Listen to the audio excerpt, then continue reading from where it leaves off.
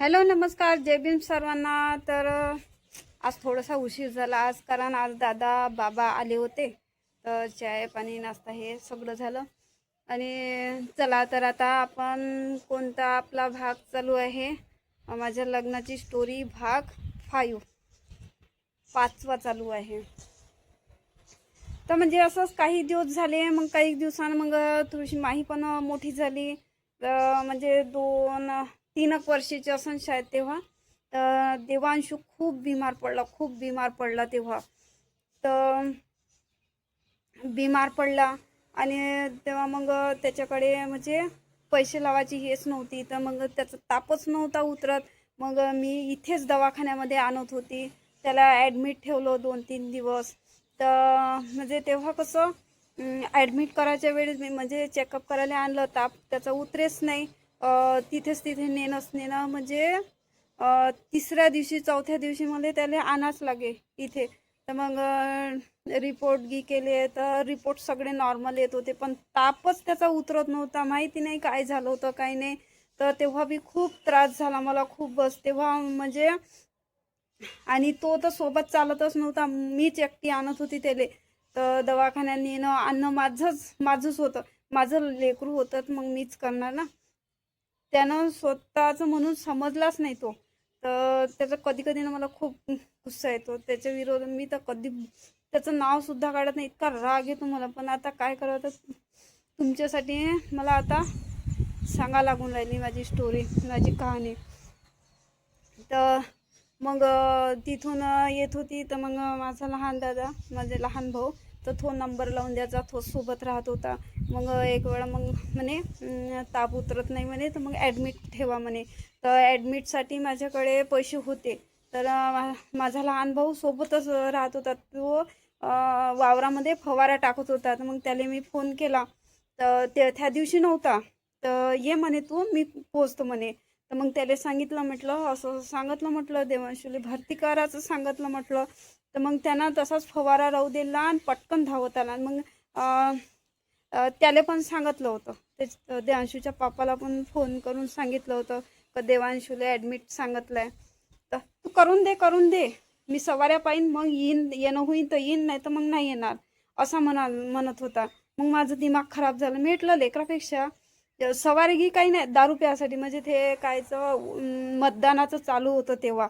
तर तेव्हा कसं तिथे पार्ट्या आहे ते चालू होतं, तर ते एवढं तो म्हणजे ते पार्ट्या सोडून तो खरंच त्या लेकरासाठी थोडी येणार होता, म्हणजे त्याचं लेकरू होतच ना, अशासारखाच वागत होता। तुम्ही सांगा, त्या माणसाले जिव्हाळा म्हणून लेकराबद्दल होताच नाही, कधीच नाही। त्याने जिव्हाळा म्हणून लावलाच नाही, म्हणून आताही लेकरं जात नाही। तो दिसलाही ना लपून जाते। तर भरती ठेवलं, मग तो होताच नाही। मग दुसऱ्या दिवशी आला तो, ते मग खूप बोलली मी त्याला, म्हटलं लेकरू मरून गिरून गेलं, म्हटलं काही कम जास्त झालं, मी असं म्हणत तर नाही होती, पण मग मी त्याला खूप बोलली, म्हटलं तुला लेकरापेक्षा त्या पार्ट्या दारू हेच जरुरी आहे का, म्हटलं लेकराचा जीव प्यारा नाही का, म्हटलं तुले फक्त दारूच तुला प्यारी आहे का, म्हटलं जाय मर म्हटलं त्या दारूतच, अशी बोलली। मग फोन काटला, मग कुठं आला, तानातानानं आला मोठा। तर मग राहिला कसा तरी, तर रातभर राहिला, मस्त झोपून गेला। आणि देवांशूला मग अर्ध्या रात्री खूप ताप आला, खूप चढला। तर मग ताप वाढला, तर मग सिस्टरले बोलवलं मी, त्याचं अंगिंग पुसून काढलं। तर मग तरी त्याचा ताप कमीच नाही होत होता। मग कुठं थोडं मग 1-2-3 घंट्यानं मग ताप उतरला। मग तेव्हा कुठं मी पण झोपली आणि तो पठ्ठा मस्त आपला। जेव्हा हां, ती गोष्ट तर मी सांगितलीच नाही। माझी म्हणजे माईच्या वेळेत डिलिव्हरी झाली, तो दिवस होता पोळ्याचा। तर त्या दिवशी ना थोडंसं समजून घेत जा, ती गोष्ट मी भुलून गेली होती, सांगायची विसरली होती। तर माई जन्मली ना, तर त्या दिवशी म्हणजे नागपूरला भरती नागपूरला नेलं होतं, म्हणजे गोटमार होती पांढुरण्याला। तर त्या दिवशी घेतलं नाही मला, मग त्या दिवशी नागपूरला नेलं। तर मग नागपूरला नेलं ना, तर तिथे मग ॲडमिट ठेवलं। तर ह्या मस्त मला सोडून दिलं, आणि आपलं तो कोणता रिश्तेदार होता त्याच्या घरी मस्त मटण दारू खायला जाऊन बसून गेला। आणि इकडे मी म्हणजे माझी डिलिव्हरी व्हायचीच होती, आणि आईच सोबत होती आणि माझी सासू होती. तर ती सोबत होती, तर ती आपली तिच्या पायाने काही जमत नव्हतं जास्त, तर मग ती एका जागी बसली, बसून राहिली. मग आईनेही पाहिलं, तर मग आई म्हणे तर तिथं म्हणजे कसं म्हणजे मला दर्द कमी होऊन गेला होता, माझं दुखणं कमीच होऊन गेलं होतं. तर मग आई घाबरली. मग आईनं म्हणजे सरकारी दवाखाना होता, मेडिकल म्हणून आहे नागपुरात, तिथे भरती केलं होतं. मग तिथे म्हणजे कशी व्यवस्था, वर जाय दुखल्यावर सांगजो म्हणे, असं म्हणत होते. मग आईनं हे पाहिलं, तर आई म्हणत होती चल म्हणे, ह्या दवाखान्यात काही मला काही हे वाटून नाही राहिलं म्हणे, नाही तर तू मरून जाशील म्हणे. तर मग आईनं जबरदस्तीनं तर त्याला फोन केला. तर म्हटलं तिकडे जायचं आहे, म्हटलं इथं नाही राहत. तर तू कतर कतर करायला लागला तेव्हा बी म्हणे, खायले म्हणे अजून असं नंतर असं बोलायला लागला. मग आई म्हणे चला म्हणे चुपचाप. मग माझ्या अंगावर घे झाकून दिलं आणि मग तसंच येऊन गेलो. तर मग इथे असं असं असं त्यानं केलं, म्हणजे त्याने माझ्या जीवाची परवाच नव्हती. आणि दुसऱ्याला देखावा एवढा चांगला करते की मी किती काही करतो, किती काय करतो, असा देखावा. कामालाही जात होता ना, तर कामावून घरी येत होता ना 2 वाजता जेवण करायला, तर तिकून मग ठेकेदारचा फोन येणं, तर काय सांगे का माझ्या जेवणच व्हायचं आहे, हिनं स्वयंपाकच नाही केला, तर आता पोळ्या बनवून राहिली, जेवल्यावर येतो. आणि मस्त जेवण खाऊन करून झोपला राहत होता, असा बहाणा करे. तर मग इथं डिलेवरी झाली ना, मग इथे बी कसं केलं, डिलिव्हरी झाली आणि झाल्याबरोबर बकरा आणि ते दारू खायला चालला गेला. बकऱ्याचं मटण खायले आणि दारू प्यायले, पार्टी करायला चालला गेला. मला टाकून दिलं. अशी गत झाली. म्हणजे जीव म्हणून समजत नाही होता, आमच्यासाठी त्याचा जिव्हाळाच नव्हता. तर तेव्हाही मी खूप कठोर झाले. मग कधी असं करता का माझं मन त्याच्यातून निघूनच गेलं. मग कुठंपर्यंत आले तर मग देवांशू, देवांशूला ॲडमिट ठेवलं त्या दिवशी. मग 2-3 दिवस ठेवलं. तर मग ताप उतरत नव्हता. तर तिथेही ना आता दवाखान्यात किती आणि प्रायव्हेट दवाखान्यामध्ये किती केअर करतात ना. तर मग सुट्टीच्या दिवशी मग सुट्टी देऊन राहिले होते. मग आता त्याच्याच मतानं सुट्टी देतील ना तब्येत पाहूनच. तर ह्या कतर कतर करायला लागला. तिथं बी दारू पिऊन आला आणि जिथं तो कंपाऊंडर होता तर त्याच्याच संग कतर कतर करायला लागला. मग मी म्हटलं चुप राहा म्हटलं, तरी ऐकेच नाही. दारू पेला म्हणजे बिलकुल तो ऐकत नाही. एवढा कचर कचर करायला लागला, त्याच्याच संग बोलायला लागला. मग एवढे पैसे घेता, मग तसं, मग असं, मग आताच द्या सुट्टी, आताच द्या सुट्टी, असाच करे.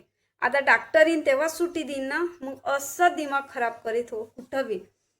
पैसे तर जवळ होते नाही.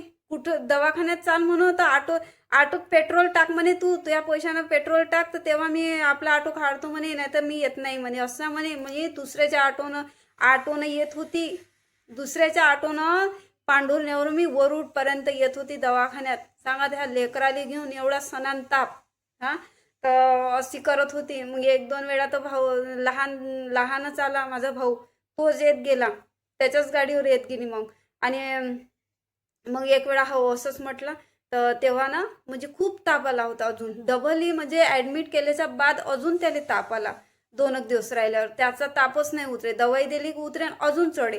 तर मग मग काय करू गड्यामध्ये मी ना, एवढी विचारात टेन्शनमध्ये. तेव्हा पण मी कार्टून व्हिडिओ बनवत होती. तिकून त्याला दवाखान्यात बी आणो, तिकून आल्याबरोबर त्याला दवाई देऊ, दवाई झाली, कार्टून व्हिडिओ बनवायला लागो. म्हणजे पैसे लागत होते ना. तर म्हणजे दुसऱ्या दिवशी 5,000-10,000 रुपये लागे त्याले. तर मी तेव्हा म्हणजे कार्टूनचे जेवढे काही पैसे जमा झाले होते ना, पूर्ण पैसे मी त्याला लावले. जेवढे झाले तेवढे, म्हणजे तरी 60,000-70,000 रुपये लागले त्याले तेव्हा. तर मग मग मग आईनं फोन केला. आईनंही फोन केला. मग आजूबाजूचे म्हणे त्याला काही बाहेरचं पाय म्हणे. मग बाहेरचं पाहिलं, तर मग बाहेरचंही पाहून मग तरी ताप नाही उतरला. मग अजून मग आईनं फोन केला. तर म्हणे इथं आण बरं म्हणे, ह्या लहान दवाखान्यात दाखवू म्हणे. तर मग पुसल्यालेच एक दवाखाना आहे लहानसं. तर मग तिथे नेलं. तर तिथेही चालायला तयारच नव्हता. तेव्हा बी मग मी त्याच्या ऑटोमध्ये पेट्रोल टाकलं, तेव्हा तो चालला, तेव्हा आला तो. तर अशी गत झाली. तर म्हणजे एवढे हाल झाले ना माझे, तेव्हा खूपच हाल झाले. आणि माझा जीव त्या पोरातच अटकला होता. आणि त्याच्यातल्या त्याच्यात त्यानं माझं मंगळसूत्र गायब केलं. सांगा, इकडे मी पोरासाठी तडफडून राहिली, काय झालं, याचं ताप नाही उतरत, ह्यात ते टेन्शन मला आलं. आणि यानं माझ्या पर्समधून मंगळसूत्र, फोटो मी दाखवून तुम्हाला, त्या फोटोमध्ये आता इथं स्क्रीनवर दाखवतो तुम्हाला. तर तो फोटो, ते मंगळसूत्र गहूमणी टपुरे टपुरे होते, ते माझ्या सासूनं दिलं होतं. तर आणि पदक बी चांगलं एवढं मोठं होतं, ते शंकाचं पदक नाही राहत, शंख, तशा टाईप होतं, जाडं जाडं होतं. एक मिनिट ना, पाणी येऊन राहिलं, मी कपडे काढतो. पाऊस आले लागला, झाले कपडे काढून. तर मग तिथे बोलावलं. मग तिथे त्याला एक इंजेक्शन दिलं आणि मग गोळ्या दिल्या. तर इंजेक्शन आणि त्याला आरामच लागून गेला. पहा, तिथे एवढं भरती ठेवून बी त्याला आराम नाही लागला. आणि त्याच दिवशी बाहेरचं पण केलं होतं, त्याचं बाहेरचं बी पाहिलं होतं. तर बाहेरचं लागलं आहे म्हणे, तर ते बी केलं त्याच दिवशी. आणि ते दवाखान्यातले दवाई गोळी बदलून दिल्या त्या डॉक्टरीने, पूर्ण रिपोर्ट वगैरे दाखवले सगळं. तर मग त्यानुसार मग त्यानं दवाई बदलून दिली अजून. आणि त्या दिवशी म्हणजे मॉमिडियन आहे तिथेच, म्हणजे बाहेर भीतीचं असं पाहणारं, तर पाणी वगैरे दिलं, ते काही धागे धुगे हे ते केलं, तर ते बी पाहिलं. आणि त्या दिवशीपासून त्याला ताप आलाच नाही, मग त्याचा ताप उतरूनच गेला. तर उतरूनच गेला. मग तेव्हापासून त्याचं ना म्हणजे तब्येत आता ठीकच आहे. तेव्हाचं मग कधी ताप नाही, काही नाही. माहिती नाही यानं काय केलं होतं, काही नाही यानं. आणि ते मंगळसूत्रही त्याचे, तुम्हीच सांगा, आपण लेकरासाठी, ज्याले लेकरूबार होत नाही, लेकरासाठी सोनं नाणं आपण देवावर व्हायतो, कधी दान देतो. आणि हा माणसाची नियत ह्या मंगळसूत्रावर गेली होती. कारण त्याच्यावर ना ऑटोचे पैसे, नवीन म्हणजे पुराणा ऑटो होता तो विकला. आणि त्याचे 65,000 आले होते, ते घरात खाल्ले. आणि मग त्यानं सेकंड हँड दुसरा ऑटो घेतला 50,000चा. काय माहीत 50,000चा घेतला का 30,000चा घेतला, मला सांगे 50,000चा घेतला म्हणे. तर मग तो ऑटोवाला त्याला फोन करे एक वेळा. मी मग देवांशूचे हो, मग आई म्हणे इथंच राह म्हणे. तर मग त्याची तब्येत ठीक होई, पण मग मी इकडेच होती आईकडे. तर तेव्हाच त्याने मंगळसूत्र ते काढून घेतलं आणि मला माहीतच नाही. आणि मी दवाखान्यात मग अजून आली, दवाई बदलायची होती. तर मग तिथे मी पर्स म्हणजे आठवून, म्हणजे मी पर्समधून काढून ठेवतो कोणून आठवूनच नाही आहे, आठवूनच नाही. कारण माझं तिकून आले म्हणजे टाईम म्हणून मिळेच नाही ना. तिकून आली, तशीच बॅग ठेवली का कार्टून व्हिडिओ बनवायला लागलो, त्याला दवाई फवाई देवो, त्याचं बुखार अधूनमधून चेक करत राहिनं, थर्मामीटरनं ताप वाढला काय, कमी झालं काय, सेप आणू दे, हे आणू दे, असे करत राहा. थो कधी लेकराले थो खाई बी नाही, जेवण पाणी म्हणजे सोडूनच दिलं तर त्यानं देवांशून. मला ना तेव्हा खूप दुःख, एवढं दिमाग खराब होते ना. तुम्ही सांगा, स्वतःच्या लेकरासाठी असं माणूस करणार आहे काय? त्याने असं केलं, सांगा तुम्ही. तर सेफ वगैरे काहीच नाही आणत होता. मग मी म्हणून पोरगं खात नाही, तर मग मी मशीन बी चालू, तुम्ही सांगा, मी मशीन सुद्धा चालवली तेवढ्या. कार्टून व्हिडिओ बी, मशीन काम बी करो आणि त्याचं पण करो. आणि त्याच पैशात मग अजून उरले सुरले जे बी पैसे, मी हे खात नाही, तर मग त्याच्यासाठी सेप आणू दे, अनार आणू दे, अंगूर आणू दे, दूध आणू दे. आणि मग ते पावडर आणलं मी, यांना नाही ते असं हे तरी खाल्लं पाहिजे. आणि घरी पण काही बनवणं तर हालतच नाही लावे. इतकी मी रडकुंडी येऊन गेली होती त्यावेळेस. खूप माझी हालत म्हणजे मलाही तेव्हा ना, मला अंधारी ये, उठून उभी झाली का अंधारी ये, एवढी मी खूप परेशान झाली होती तेव्हा. आणि मग कुठं इथे आराम लागला ना, मग व्यवस्थित झालं सगळं. तर मग इथे राहिली 8 दिवस, मग अजून गेली. तर मग तर त्याने मंगळसूत्र माझी त्याची नियत गेली. आणि काय म्हणे, उलटा काय म्हणे, तू कुठं ठेवलं असं, मग असं केलं तसं केलं, असा उलटा माझ्यावर आरोप लावे. आणि तुम्ही सांगा, मंगळसूत्र हरपलं माझं, तर मी त्या दिवशी आलमारी पाहू दे, इथं पाहू दे, तिथं पाहू दे, इथं पडलं असं काय, तिथं कायच्यात ठेवलं असं, सगळं घर धुणून काढो. आणि तो चुपचाप आपला खुर्चीवर बसला होता, त्याला फिकर नाही.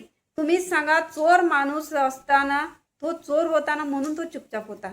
आणि म्हणे बी नाही, म्हणजे झगडा बी नाही करे, नाही मग तू मंगळसूत्र काऊन हरपलं असं असा काहीच नाही बोले, काहीच नाही. जाऊ दे म्हणे, गेलं तर गेलं म्हणे, जाऊ दे म्हणे, असा म्हणे. तुम्ही स्वतः याच्यावरूनच त्याचा डाऊट, मग माझा त्याच्यावर डाऊट गेला का नाही. आणि घरातून तुम्ही सांगा माझ्या घरी कोणीच येत नव्हते, अशी पर्स टांगून राहत होती वर. आणि माझं लक्ष फक्त देवांशीवर, दवाई गोळ्या आणि कार्टूनवर, याच्यावरच होतं. मंगळसूत्र ठेवतो ठेवतो करून आठवण नाही राही. काम काम घरचे कामं करणं, ते बी करणं. तर असं त्यानं केलं आणि लागू नाही दिली गोष्ट. ते मंगळसूत्र जर मी शोध लावलाच असताना, पण माझं मन त्या लेकरात होतं, भांडे त्या सोन्यावर नव्हतं. मी फक्त माझ्या लेकराचा जीव वाचवायचा होता मला. असं खूप तो बेकार वागलेला.